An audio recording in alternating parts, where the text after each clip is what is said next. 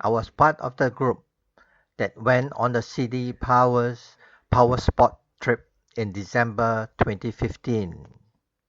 I went prepared to expect the unexpected and be open to whatever experiences I may have.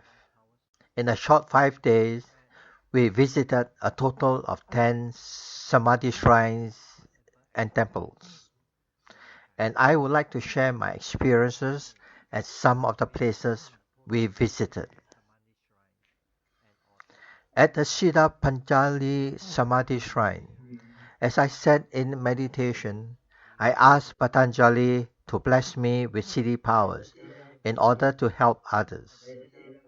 A voice whom I assumed to be Patanjali said, "Bullshit." I was taken aback. A siddhi master said that. Anyway, I replied that it's really what I want. Again, the voice said, "Bullshit." After some thought, I said that I want it for myself as much as I want to help others. This time, Patanjali said, "That's more like it."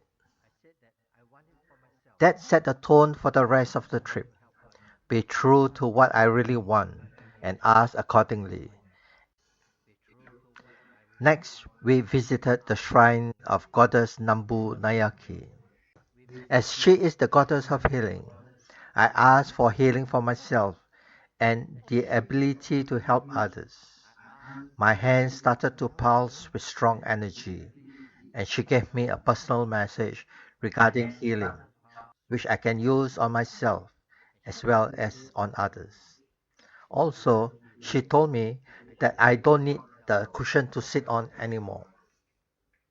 I have a problem with my lower back, which prevents me from sitting on the floor for more than a few minutes at a time. Sitting on the cushion allows me to sit for longer periods on the floor. For the rest of the trip, I could sit on the floor for long periods without having pains in my lower back.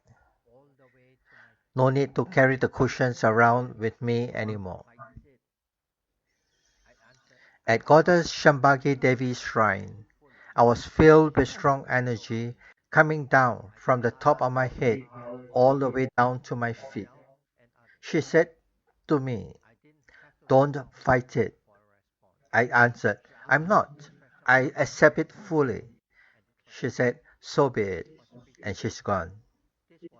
I then asked for city powers of healing for myself and others. I didn't have to wait long for a response. She asked me to stretch out my hands in front of me and clap. This was repeated 3 times, and after each clap, I could feel the energy around my hands getting stronger and stronger. After the third clap, she gave me further instructions. I now incorporate what she told me into my healing practice. On the third day, we first visited the Sri Guru Dakshinamurthy Swamigal's Samadhi Shrine.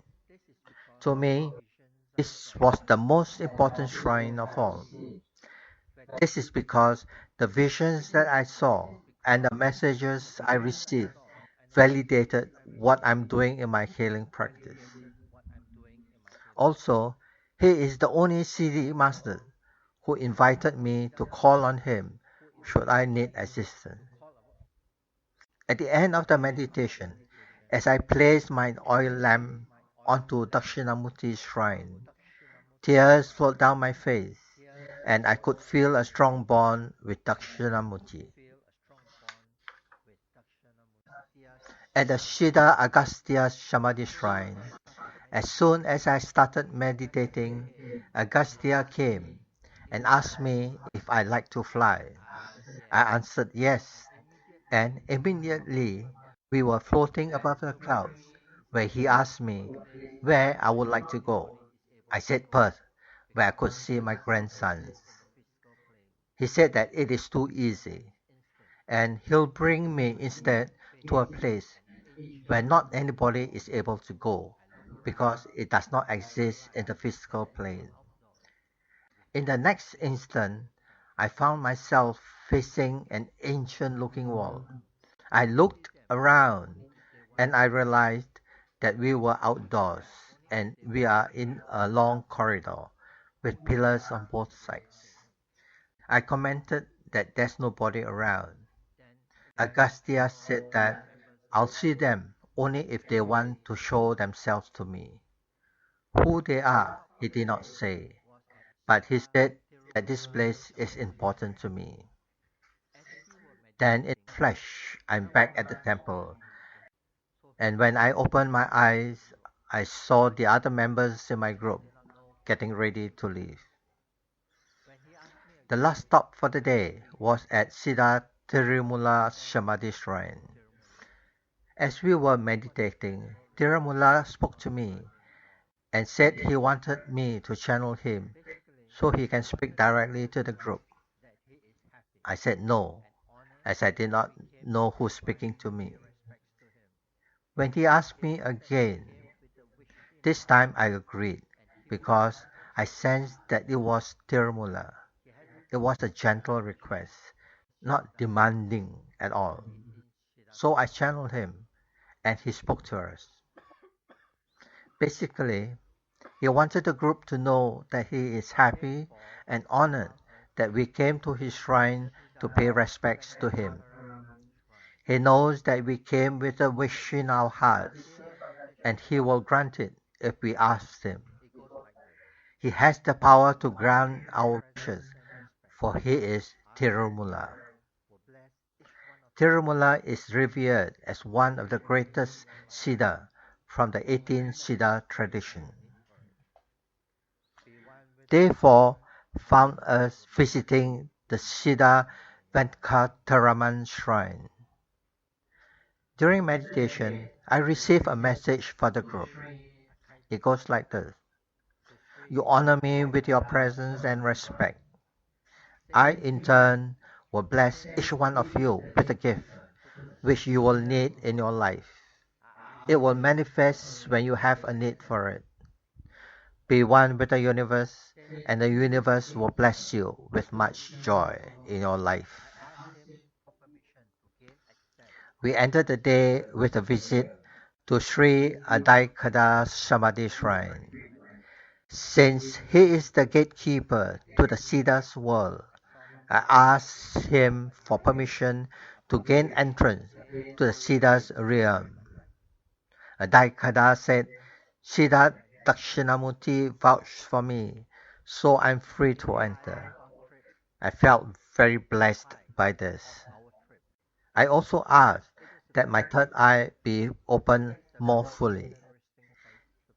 At this request, I saw myself being engulfed by flames, after which the flames was replaced by white light.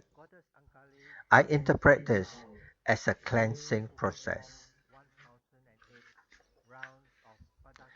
Day 5 of our trip was our last day, and we visited the Sri Angali temple. It is a very interesting place to visit. The pillars of the temple are magical and powerful, with a city master living in each pillar. Goddess Agali grants city powers to those who perform 1008 rounds of pradakshina at her main sanctum sanctorum. Of course, as the day was auspicious one for Ganesha to grant one's wishes, we participated in a homa in his name. In summary, this trip was an eye-opener for me and a very profoundly enlightening experience, much more than I could ever expect. I learned much and received much. Imagine communicating with city masters. It's mind-blowing.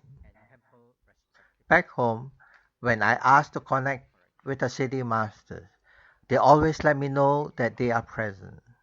For example, there was some confusion in my journal, and to ensure that this testimony is correct, I call upon Siddha Agastya and Goddess Shambhaka Devi for confirmation in the accuracy of my recording of the actual events at their shrine and temple respectively. I had to make corrections to my journal. In conclusion, I must express my heartfelt thanks and gratitude to Dr. Pillai and especially to Vijay for organizing this trip and guiding us throughout the whole trip, and also to my group members for making this trip a very enjoyable one.